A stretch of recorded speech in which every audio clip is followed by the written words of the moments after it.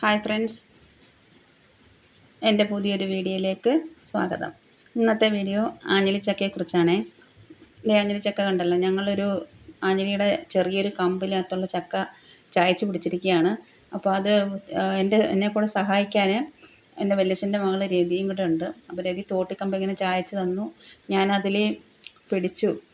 പക്ഷേ തോട്ടിക്കമ്പ് വിട്ടുപോയി. ഞാനും ആഞ്ഞിലിക്കമ്പും കൂടെ മുകളിലോട്ട് പോയി. ഞാൻ പെട്ടെന്ന് പിടി വിട്ടത് കാരണം താഴെ വീണില്ല. അങ്ങനെ പിന്നെ ഞങ്ങൾ ഒരുപാട് നേരത്തെ ശ്രമത്തിൻ്റെ ഫലമായിട്ട് പല പല തോട്ടികൾ നോക്കി ലാസ്റ്റ് ഞങ്ങളങ്ങ് പരാജയപ്പെട്ട് കഴുത്തൊക്കെ വേദനയെടുത്ത്. അത് കഴിഞ്ഞ് പിന്നെ ഞങ്ങൾ മൂന്നാമത്തെ തോട്ടിയാണ് ഈ പരീക്ഷിക്കുന്നത്. അത് വെച്ചു ഇരുമ്പ് വെച്ച് കെട്ടി. അങ്ങനെയൊക്കെയാണ് ഞങ്ങൾക്ക് ഈ ആഞ്ഞിലിക്ക കിട്ടിയത്.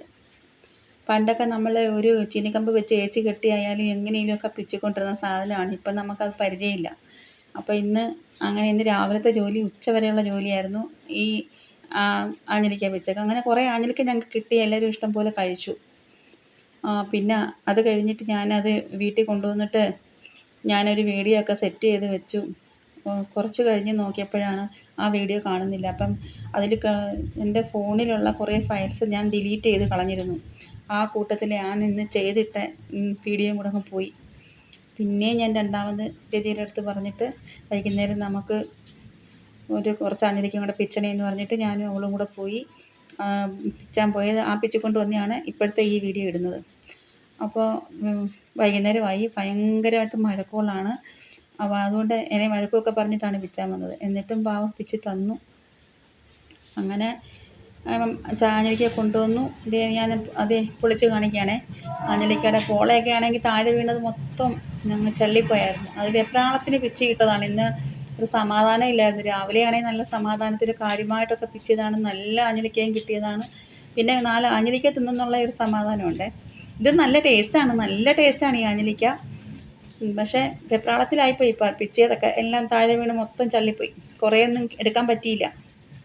അപ്പം അങ്ങനെ പിന്നെ ആഞ്ഞിലിക്കയുടെ പഴയ ഓർമ്മ നമുക്ക് എല്ലാവർക്കും ഉണ്ട്. സ്കൂളിൽ വെക്കേഷൻ സമയത്തൊക്കെ അല്ലേ നമുക്ക് ആഞ്ഞിലിക്ക ഇപ്പം ഈ സമയത്തല്ലേ കിട്ടുന്നത്. അപ്പോൾ എല്ലാവരും കൂടെ പിച്ചാൻ പോകുന്നതും ഒരാൾ ആഞ്ഞിലിയെ കയറി പിച്ചി ഇടുന്നത്, നമ്മൾ കയ്യിൽ വെച്ച് പിടിക്കുന്നതും, പിന്നെ അതെല്ലാം പങ്കിട്ടെടുക്കുന്നതും. പിന്നെ വീട്ടിലാണെങ്കിൽ എൻ്റെ